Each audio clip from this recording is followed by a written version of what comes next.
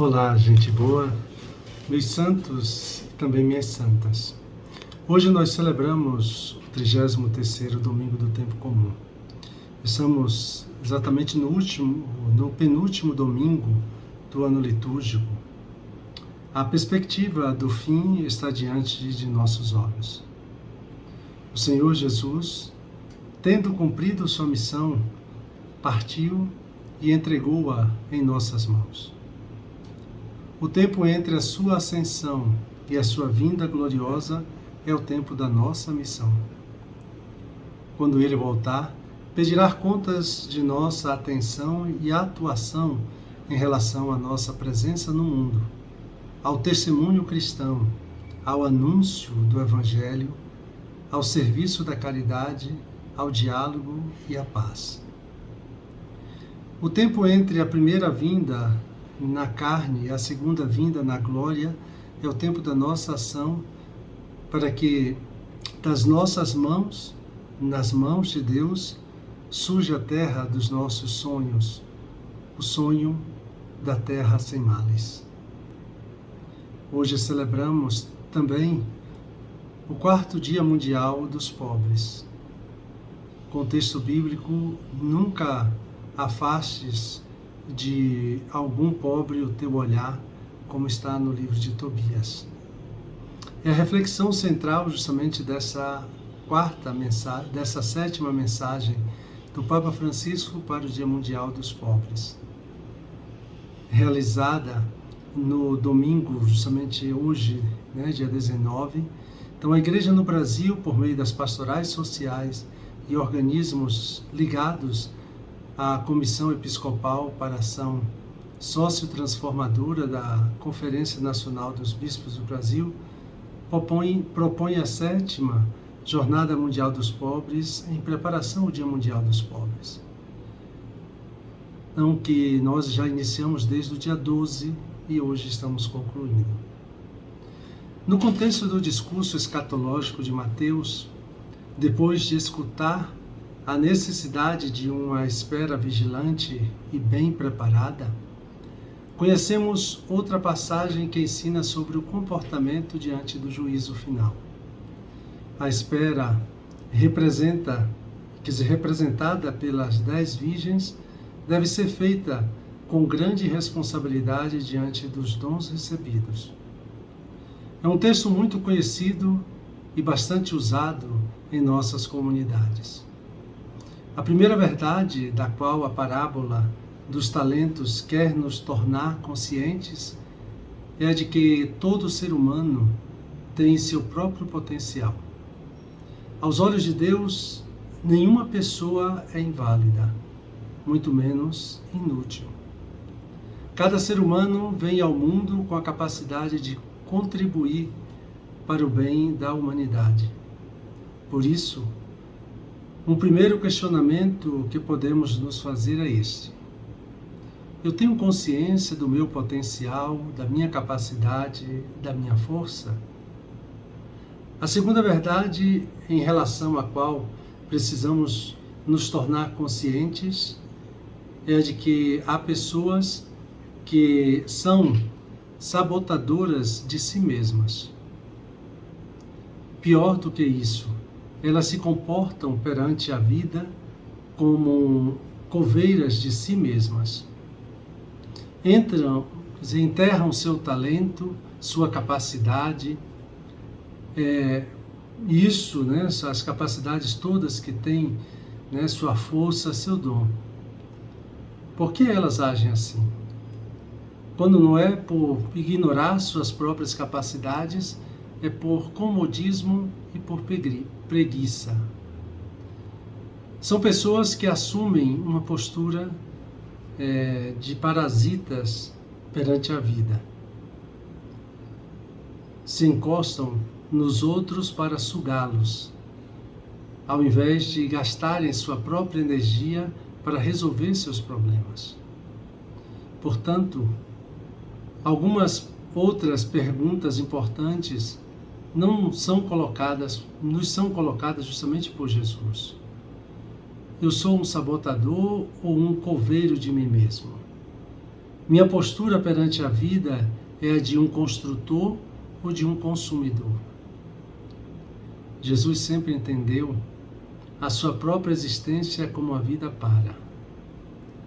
Uma vida para e aí aberta aos demais. Sua pergunta perante cada situação que se apresenta não era: como eu posso desfrutar disso ou lucrar com aquilo? Mas, como eu posso dar a minha contribuição para que essa situação seja resolvida? Ou para que a vida se torne melhor devido às minhas atitudes? Com a parábola dos talentos, Jesus está nos dizendo que o sentido da vida não está em desfrutar de coisas e de pessoas, mas em dar a nossa colaboração, usar a capacidade que nos foi dada para que as coisas e as pessoas se tornem melhores graças à nossa presença junto a elas. A terceira verdade em relação à qual precisamos ter consciência é a de que somos nós, de que todos nós seremos julgados após a morte, pela forma como vivemos a nossa vida. Sobretudo por aquilo que fizemos com os dons, os talentos, as capacidades que nos foram dadas. Portanto, a pergunta que nos será feita não é se as pessoas com as quais convivemos fizeram alguma coisa para tornar o mundo e a igreja melhores, mas se nós fizemos aquilo de que éramos capazes para que isso acontecesse. Quando olhamos para a realidade à nossa volta, tanto social quanto eclesial, constatamos que o número de pessoas que abraçam uma causa é cada vez menor, em comparação com o número de pessoas que decidiram cruzar os braços, abandonar a tarefa que lhes foi confiada e passar a engrossar a fila dos parasitas, dos coveiros de si mesmos. Se não queremos cair nessa tentação, precisamos nos recordar da palavra que diz: não desanimeis na prática do bem, pois se não desfalecermos, a seu tempo colheremos, como está na carta aos Gálatas. Cada vez que um ser humano desiste de fazer o bem que é capaz, dá espaço para o mal, para o mal se tornar então ainda maior à sua volta. É por isso que o julgamento sobre o servo que decidiu enterrar o seu talento foi muito severo. Servo mau e preguiçoso. Quanto a este servo inútil, jogai-o lá fora na escuridão. Notemos que esse servo não fez diretamente o mal. Ele simplesmente decidiu não fazer o bem de que era capaz.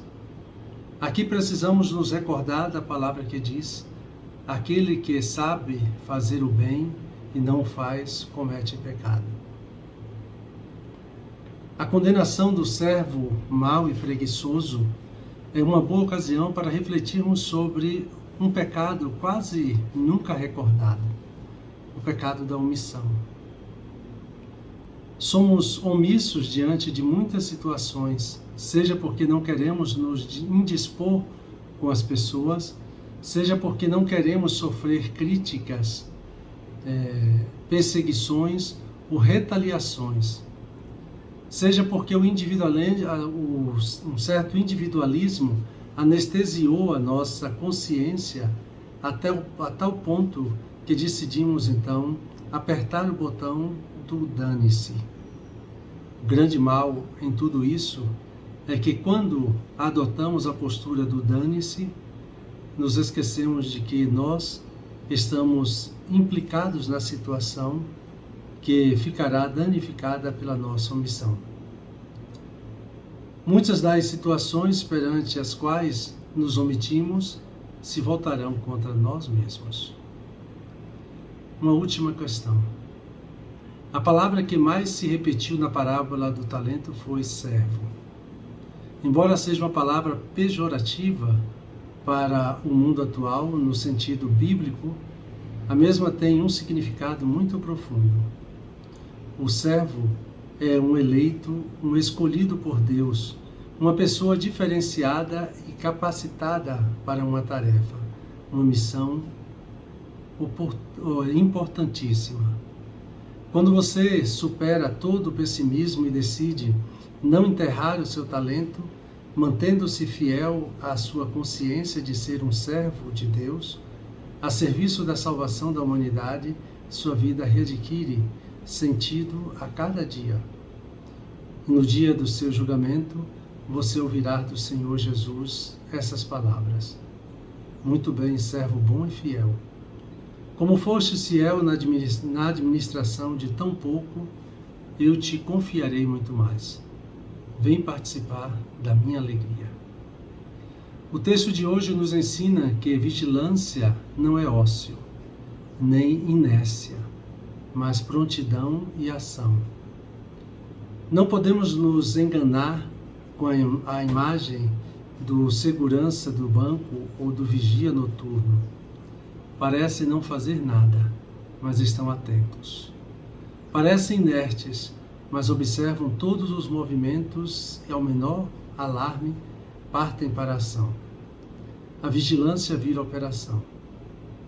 Quem não investe o talento, perde. Quem não ama, não vive. O medo é péssimo conselheiro. Ao invés de conduzir-nos à glória, empurra-nos para as trevas. Ao invés de dar-nos confiança para entrar no amor do Pai, nos faz correr para fora, para longe dele. Vale a pena desvencilhar-se do medo e lançar-se a uma espera ativa de Jesus, lutando para espalhar o bem. E dando continuidade a esse nosso momento de oração, me coloco na presença de Deus como de costume. Recolho-me imaginando diante do Senhor, que me dá e pede uma resposta ao dom. Peço aquilo que quero, investir o que tenho e ser amor no mundo. E buscando tirar proveito, escuto e olho as pessoas, quem são, o que dizem e o que fazem. E identificando-me com o terceiro servo. Um santo e abençoado domingo para todos e todas.